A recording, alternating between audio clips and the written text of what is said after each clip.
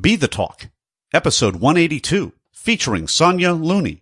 Welcome to Be the Talk. We go behind the talk 7 days a week for tips and techniques to help you change the world. I'm Nathan Eckel, and a talker myself. I'm interviewing others who change the world with their talk. You can too, even if you've never given a talk before. Let's get started with today's show.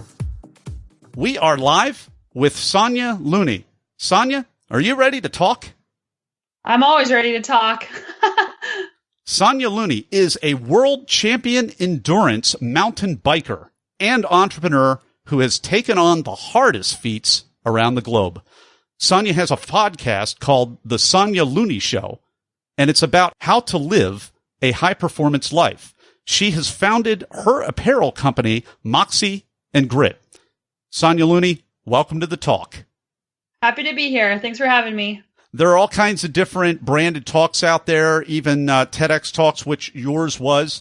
And I love your talk because it's kind of, I call these the incarnational talks. These are not talks about only an idea, but these are talks that are lived by people who have not just talked the talk, but they walk the walk, or I guess in your case, they ride the ride. Your talk is called By Bike, Defining Success at 17,769 feet. Please, Sonya, take us behind the talk.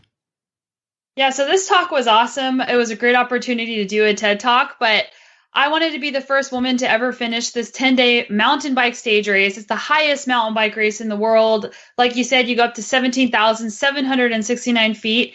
I had never been to Asia before. I had never taken on a challenge like this. I had done lots of other endurance challenges, but nothing like this. So there was a lot of unexpected things along the way. And the entire time was about learning how to deal with fear of uncertainty and fear of the unknown.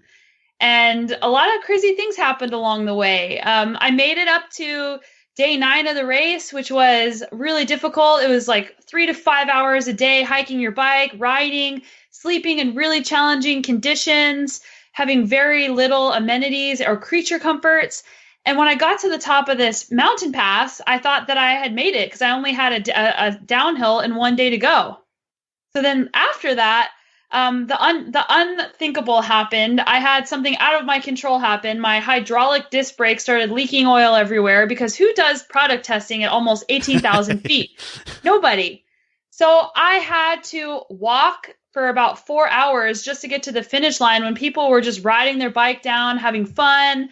And there's one more day after that. And in the middle of the Himalaya, there are no bike shops. There's nobody around to help you. You are 100% responsible for getting your bike fixed. And in this case, there was no way to fix it. So I thought that that was going to be the end of the race, to make it that far, only to have to quit potentially after the 9th day out of 10. So in my TED Talk, I was all about documenting, and this was in 2012. So I pulled out my camera, and I was like crying and mad, and I decided to take a video of it. And it's so kind of weird that I did that in hindsight, but it's in the TED Talk. You guys should watch it. But it's in that moment that I had to make a decision. Is this a failure if I don't make it to the finish line, or is this a success? And what does it mean to me to be successful in my life? And a lot of times we reward people's success. We reward people's final goal that they achieved, whether they get like an A in school or they made X amount of dollars. But that's not really what makes us successful in our life. It's the things that we did along the way. So for me, I decided to reframe what success meant for me at this race and decide that success was showing up and doing my best and going outside my comfort zone. And that is the topic of my TED Talk. So much there. So many takeaways. What do you do with that talk universe? Let's make this about you, because whatever you're facing right now, I mean, life is not always about the finish line. I think that's why Sonya's talk is so powerful. It's not because of the amazing, unprecedented achievement that she's done. It's because she found success at day 9 of 10.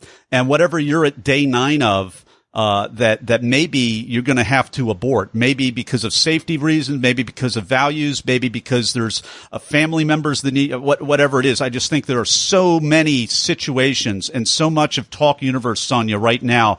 They've been maybe beating themselves up. Maybe they've been really critical. Maybe they put a false label on themselves, like, loser or quitter or something like that. And really what it really is they have prioritized the proper priority. And I just want to encourage you right now, I'm really pumped up right now because I've been talking to people like this, interviewing them all day long. I am so pumped up to encourage you not to label yourself, or be careful what label you label. Put a good label on. And that's what you did, Sonya. You said this is a success. I succeeded because I came here and I tried and I didn't give up, and I chose to spin the right spin when the air pressure blew up my equipment. You chose to take the world's first selfie video back in 2012, the world's highest first selfie video, which is one of the best parts about the talk, not because of some sinister or morbid reason. It's because we can all relate to being exhausted, kind of strung out at the end of the day, wiped out, our best intentions totally ruined, and so relatable in that moment. Thank you for being so transparent. Thank you for documenting that. Yeah, vulnerability is a really important thing in our lives. And if we just show people that everything's good all the time, it's not real and it doesn't affect change in the world. And the great thing was I was able to make it to the finish line because somebody else had an issue and I was able to borrow their equipment. But in life, like whenever we get to the finish line, when we achieve our goal, it's actually not as satisfying as you think it is, because you achieve that goal and then immediately you start thinking, well, what's next? So we get so focused on that end, and that end is actually not the thing that makes us feel fulfilled. It's all the lessons that we learn along the way getting to that goal or not getting to the goal. Yeah, absolutely. Well, Sonya, you're being real modest, because perhaps the greatest success of all during your trek, you haven't even mentioned. You had the opportunity to really, it sounds from the story, really talk to someone in a very difficult situation, basically save their life. So you may not want to take credit for that, but could you just tell us a little bit about that situation? Because that was all about framing, and that was all about taking this reframing of success that you had and putting it into to work. Yeah, so the interesting thing was that you share a room with somebody, and it was one of my friends, and the rooms in Nepal in these tea houses are very small, so you can actually reach out and touch the bed next to you. That's how small they are. And my worst nightmare at this race was getting sick, because it's really common to get sick in Nepal or to get altitude sickness, because the only option is to go back the way you came by yourself. So not only are you sick, but you have to go back down the trail by yourself to Kathmandu, which to me just seemed like a crazy, awful thing. And my friend ended up having that happen. He got really sick in the race, and he just kept moving forward and kept going, and he did not want to give up. And he got to day 8 of the race, and the doctors told me that if he kept going, there's a likelihood he could die, because if you're going up over almost 18,000 feet, your body's already breaking itself down. So I had to have a discussion with him and say, okay, this is ultimately your choice, but if you go on, there's a chance you could die. Is that worth it to you? You have to think about the future, think about your friends, think about your family, think about all the other adventures that you're going to have along the way. And I'm all about not giving up. I've done some crazy things and some things I actually probably shouldn't have done because I'm so stubborn. But in this situation, it was really important for him to have a bigger picture outlook on what he was doing, because we get so focused on getting from point A to point B that sometimes we forget about the big picture. So he ended up dropping out of the race and riding a yak over the pass and having all sorts of other health issues, which I won't go into on this podcast. But yeah, that was a difficult conversation, and it's really important to be able to have those with people. Yeah, absolutely. And I'm a big fan. I am a armchair enduro racer. I love these documentaries on the Red Bull Roku channel, and just these 100-mile or 10-day no sleep thing. I love watching it. I don't like doing it, but I'm really fascinated with mountains and alpinists and all the stuff they do. One thing that I've learned, and I'm sure this is true for you, Sonya, if you are not independently wealthy, then it really takes a village. It takes a team. It takes fundraising. It takes all kinds of logistics planning. And you were your own team. You didn't even have a pit crew. Doing this race is very dangerous, is very unique. You had to, I'm sure, fundraise or talk to all kinds of people, build up really promotion. You're building up your reputation before you go, before you know if frankly, you can really do it because you've never done it before. And that, so much pressure. So no wonder the gentleman didn't want to quit. That's the pressure, if I'm not mistaken, over and above the normal, just kind of, male ego or female ego, athlete ego of just wanting to finish. So there's more dynamics to this than meet the eye. Anything you'd like to add or correct on that, Sonya? Yeah, actually, a lot of things that I've taken on, people have told me not to do it. So I haven't actually had the support and the belief of people telling me, yeah, like you should do this. They're like, I don't know if you should do this. It sounds really dangerous. So really it comes from an intrinsic motivation and internal expectations, which in some ways is harder than having external expectations. And I think it depends on like you personally, because we all deal with expectations differently. But ultimately when you're doing these things, you have to be out there because you ultimately want to be out there, not because anybody else does. So I think that actually makes it kind of hard.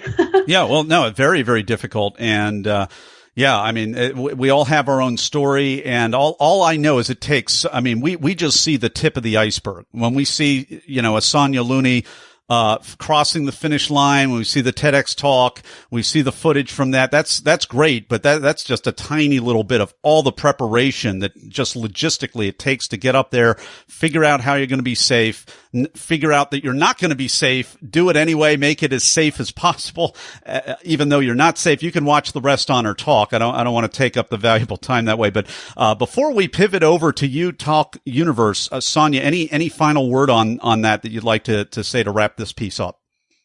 If you're afraid to do something, but there's something that you feel the pull to go do, just go do it. Go give it a try, because it's okay if it doesn't work out the way that you thought. It's okay if people tell you you're crazy and it's never going to work, because those people have a small mind. And I know that might sound really like direct, but people that can't understand your vision, that doesn't mean that you're wrong. It just means that they can't understand your vision. So surround yourself with people that do, and people that can support you to take steps in the direction that you want to go with, whatever it is.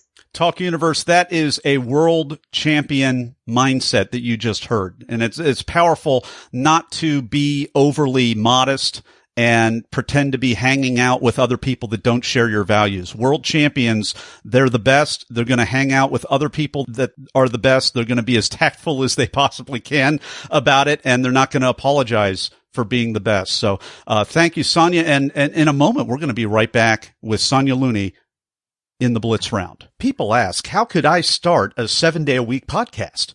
It's because of what I've learned from my mentors. Some of the best mentors in history aren't around anymore. They've left hours of one-on-one mentoring behind in their books. Each month at Classics on Tap, I record a new chapter from a classic business book to help you make a difference. Download your first chapter at classicsontap.com. All right, so Talk Universe, we are back with the Blitz Round with world champion Sonya Looney. I'm going to ask Sonya a series of either-or questions related to the actual preparation and performance of her recent branded talk. Sonya, are you ready to rock? Let's do this. All right. First question, were you selected to speak or did you apply? I applied. Just like the rest of us. How about that? Are you a memorizer, an improviser, or a blender? Typically, I'm an improviser, but for TED Talks, you have to be a memorizer. Yeah, how'd that serve you? It was difficult because I was worried it wouldn't come across as authentic, but when you get in front of an audience, you feel their energy and it lights you up. Yeah, it sure does. So walking out in the audience, did you have nerves or were you in the zone or neither or both? A little bit of nerves, but once I got going, I was good. What's a tip, a technique, or a tool that helped you? Breathing. Deep breathing, any mindful breathing? Making sure that you're breathing throughout the talk, because a lot of times when we get nervous, we hold our breath and then our body gets stiff. So making sure that you can hold your breath or not hold your breath. And also before the talk, just making sure that you're just breathing and aware of your breath. It takes away all the chatter that's in your mind. So basic breathing, just making sure that you're remembering to breathe. Great advice right there. This is the cut for time question. What was the most painful part of your talk that you had to cut out? I just wanted to tell more of my story, and you just have to keep it short. Like that was a 10-day adventure. So yeah, cutting it short was just the hardest part, and talking about more of the visuals and more of the emotions involved. We've been enjoying this Blitz Round with world champion Sonya Looney, and in a moment, we're going to come over to the final word of advice. But before we do, want to let you know how you can actually watch her amazing talk. It's called, it is called By Bike, Defining Success at 17,769 feet. And you can do that by going to our show notes page over at BeTheTalk.com. We'll have a link to it. You can also connect with Sonya Looney at SonyaLooney.com. We will have a link to that as well, and find out more about her line of apparel, which is kind of fun to sift through. I looked at a few of your socks and other items, Sonya. So in just a moment, we are going to be right back with the final word of advice. Everyone wants to change the world, but not everyone knows the first step. Before you can change the world with your talk, it has to be selected.